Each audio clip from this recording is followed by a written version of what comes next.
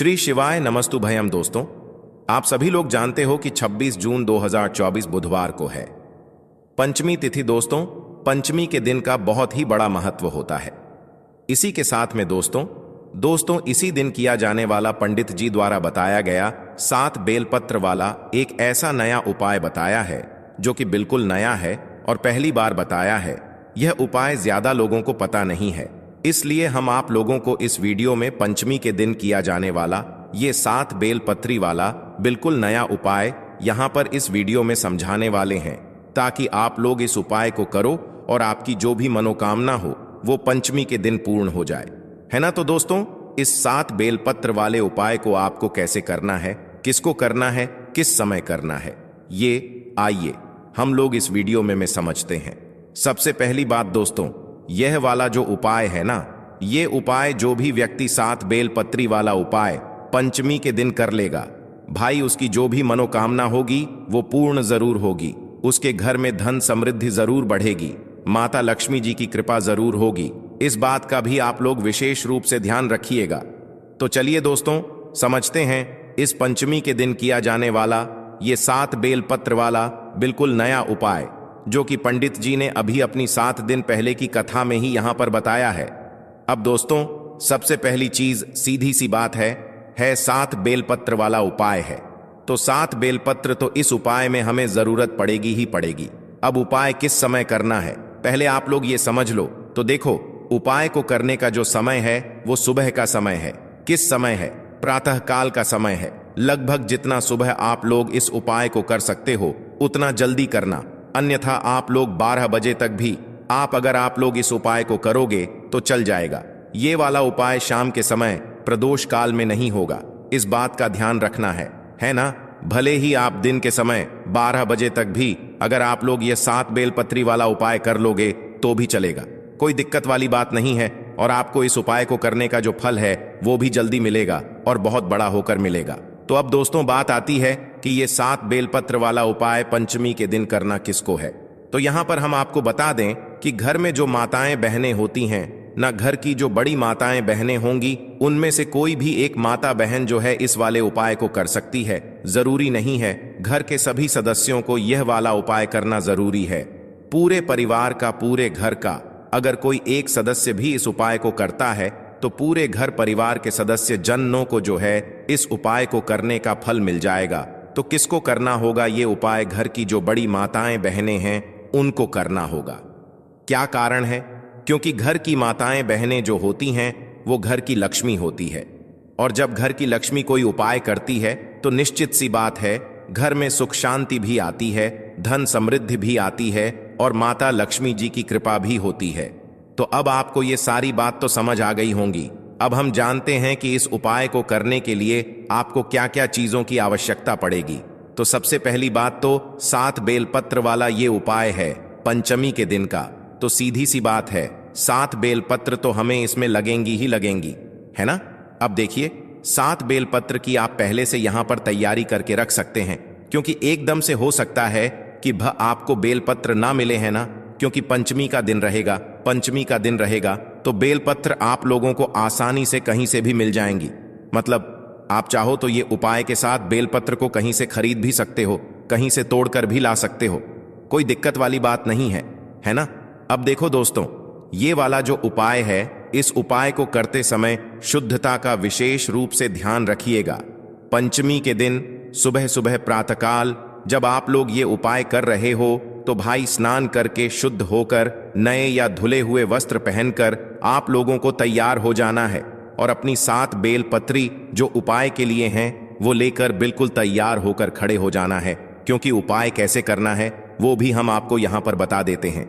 अब देखिए, ये 7 बेलपत्र तो उपाय में होंगी ही होंगी, इसी के साथ में एक लोटा जल भी आप लोगों को लेना है। वो कहाँ से लोगे वो हम आपको बताते हैं, पर उपाय दोस्तों ये आपके घर से ही शुरू हो जाएगा और मंदिर में जाकर यह उपाय पूरा होगा। इस बात का भी आप लोग विशेष रूप से ध्यान रखना। तो जैसे ही आपके हाथ में जो है 7 बेलपत्री आ जाती हैं और एक लोटा आप लोग अपने पास में रख लेना। अभी आपको भरना नहीं है, मात्र खाली लोटा रख लेना। तो करना क्या है, आपके पास 7 बेलपत्र हैं, एक लोटा आपने रख लिया अपने साथ में, अब देखो ये 7 जो बेलपत्र हैं, ये 7 बेलपत्र 7 अलग अलग जगहों पर हमें समर्पित करनी है। वह 7 जगहें कौन सी हैं वह हम आपको बताते हैं। इसी के साथ में दोस्तों, जैसा कि हमने आपको अभी बताया कि यह वाला जो उपाय है यह आपके घर से ही शुरू हो जाएगा। तो घर से शुरू कैसे होगा? इन 7 बेलपत्र में से जो पहली बेलपत्र होगी यह आपके घर में ही एक स्थान पर चढ़ेगी, जो कि है दोस्तों आपके घर का रसोई घर, है ना। तो आपको क्या करना है, जब आप इस उपाय को करने की पूर्ण तैयारी कर लें, माताएं बहनें में से जो भी इस उपाय को कर रहा है, अगर वह इस उपाय को करने की पूर्ण तैयारी कर ले तो भाई उसको अपनी 7 बेलपत्र को लेकर सबसे पहले कहां पर आना है? अपने ही घर के रसोई घर में आना है। घर के रसोई घर में उस स्थान पर आना है जहां पर माताएं बहनें अपने घर में पीने का पानी वाला स्थान या पीने का पानी रखती हो, चाहे वह आपका आर हो, चाहे वह आपकी गुंड हो, चाहे वह आपका गगरा हो, चाहे वह आपका मटका हो। जिस मटके में से या जिस स्थान में से आप लोग पीने का पानी लेते हो, जिस गगरे में से लेते हो, उसके पास यहां पर आप लोगों को आ जाना है और इन 7 बेलपत्र में से पहली बेलपत्र निकालना है और पहली बेलपत्र को आपने उसी परिंडे के पास में रख देना है जिस परिंडे से या जिस गगरे से आप लोग पीने का पानी लेते हो और पीते हो। उस परिंडे के पास में आप लोगों को अपनी पहली बेलपत्र को समर्पित कर देना है। अंदर नहीं डालना है, जल के अंदर नहीं डालना है। उसी गगरे के पास में जहां पर आपका पीने का पानी रखा हुआ है, उसी के पास में एक अच्छी सी जगह देखकर पहली वाली बेलपत्र को आपको वहां पर शिव जी का नाम लेते हुए समर्पित कर देना है। अब जो हमने आपसे बोला था कि एक लोटा आप लोग अभी खाली रखो, उस एक लोटे को जो अभी आपके पास खाली लोटा रखा हुआ है, इस लोटे को आप अपने इसी गगरे में से भर लो जिस गगरे के पास में अभी आपने जो है इस बेलपत्र को समर्पित किया हुआ है। मतलब कि जहां से आप अपना पीने का पानी भरते हो ना, उसी पानी में से आप लोगों को यह एक लोटा जल अब भर लेना है। पहली बेलपत्र को चढ़ाने के बाद अपना यह एक लोटा जल आपको उसी परिंडे में से, उसी पानी में से भर लेना है जिस पानी में से आप लोग पीने का पानी लेते हो और जिस पानी के पास में आपने ये पहली बेलपत्र को समर्पित किया है।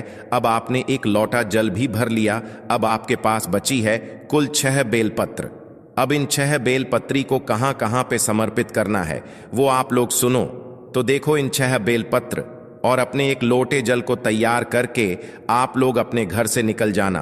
अब जैसे ही आप लोग अपने घर से निकलते हो तो आपके घर के पास में जो भी एक बेलपत्र का पेड़ हो, जो कि बेलपत्र का बड़ा पेड़ हो, आपके पास 6 बेलपत्र हैं, एक लोटा जल है, इनको अपने साथ में ही रखकर निकलना है। और जो भी एक बेलपत्र का बड़ा पेड़ आपके घर के आसपास जहां पर भी पड़ता है, आप वहां पर चले जाना है, क्योंकि 7 अलग अलग जगह होंगी, 7 अलग अलग बेलपत्र हैं।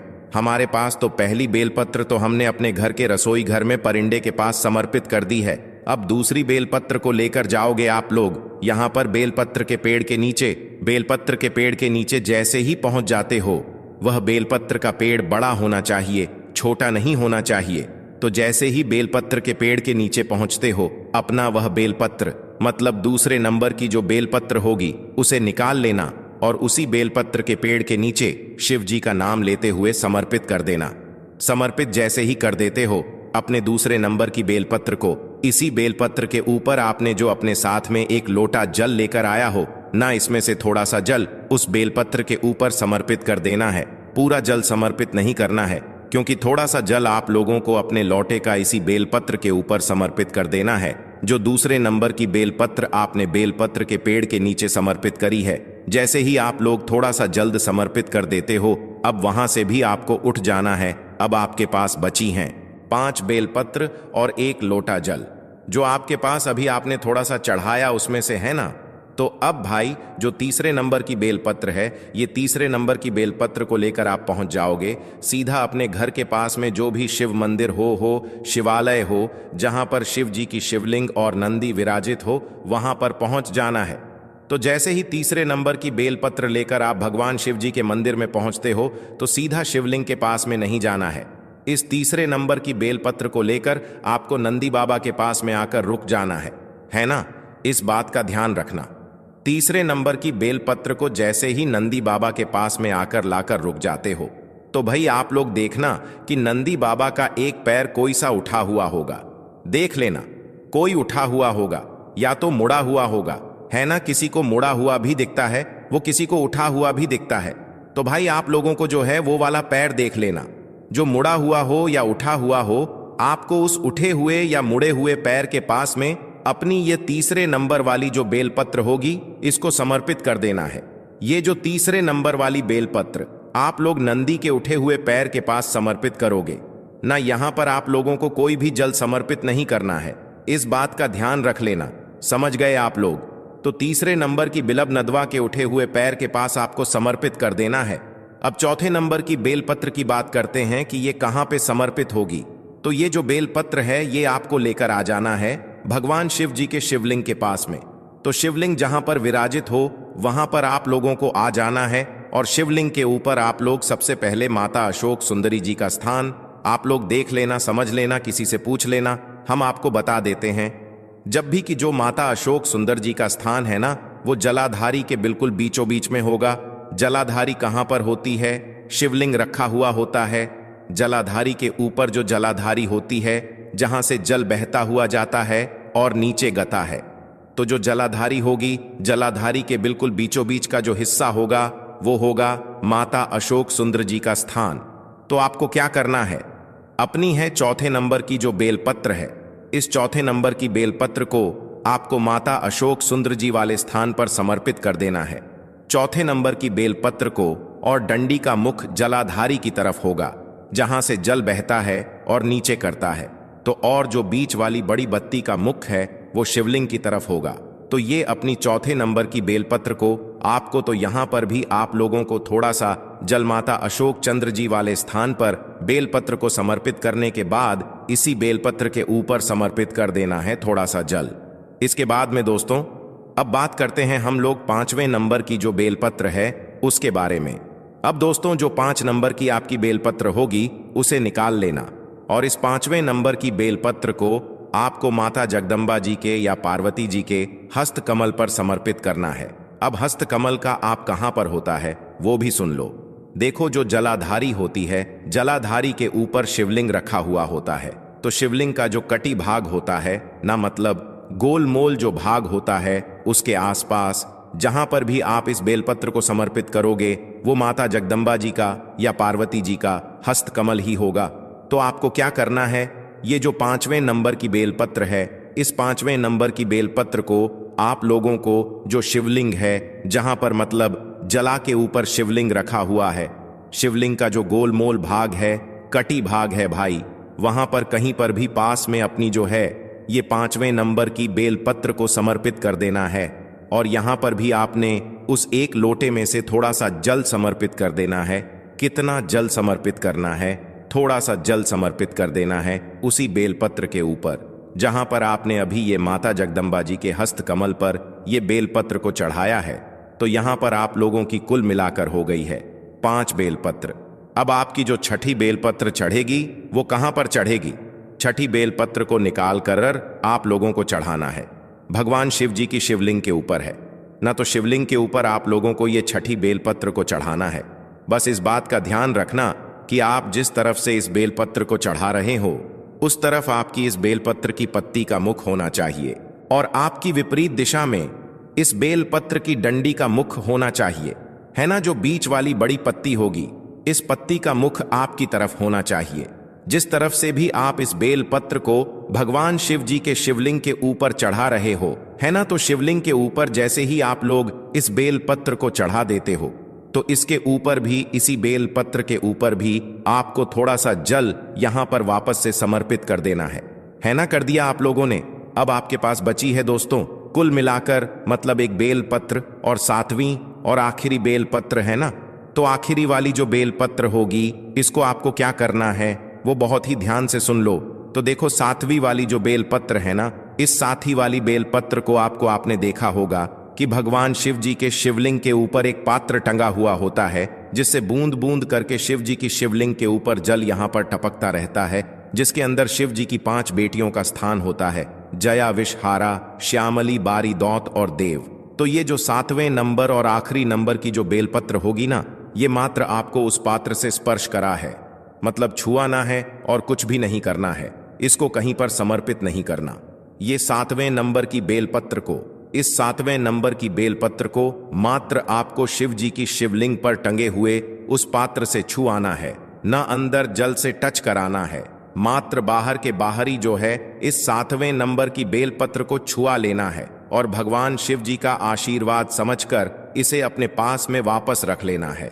और अब आपके लोटे में जितना भी जल बचा हुआ है वह पूरा जल आप इस जल पात्र के अंदर डाल देना, जो कि शिवलिंग के ऊपर बूंद बूंद करके जल टपकता है, ना उसी पात्र के अंदर अपना पूरा जल समर्पित कर देना। अब जैसे ही आप जल समर्पित कर देते हो उसके बाद में भगवान शिव जी की शिवलिंग के पास में बैठना, अपनी वह मनोकामना आंख बंद करके विनती करके हाथ जोड़कर बोलना।